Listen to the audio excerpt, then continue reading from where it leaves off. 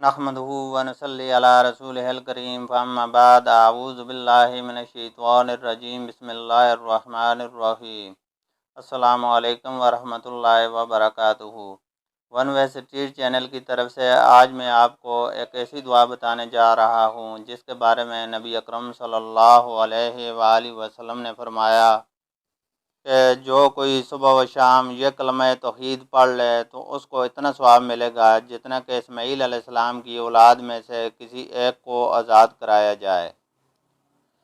دعا سننے سے پہلے اگر آپ دوستوں نے ابھی تک ہمارے چینل ون وے اسٹریٹ کو سبسکرائب نہیں کیا تو سبسکرائب کر لیں اور بیل آئیکن پریس کر دیں تاکہ ہر آنے والی ویڈیو آپ کو پہنچ سکے۔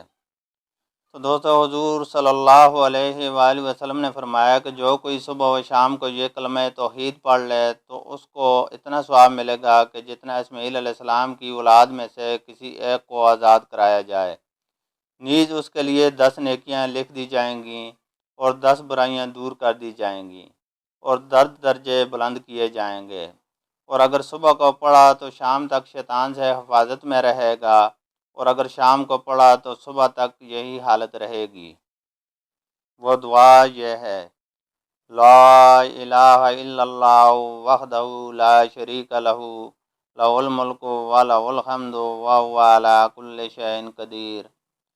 اللہ کے سوا کوئی معبود نہیں، وہ اکیلا ہے، اس کا کوئی شریک نہیں، اسی کا سب ملک ہے اور اسی کی سب تعریف ہے اور وہ ہر چیز پر قادر ہے۔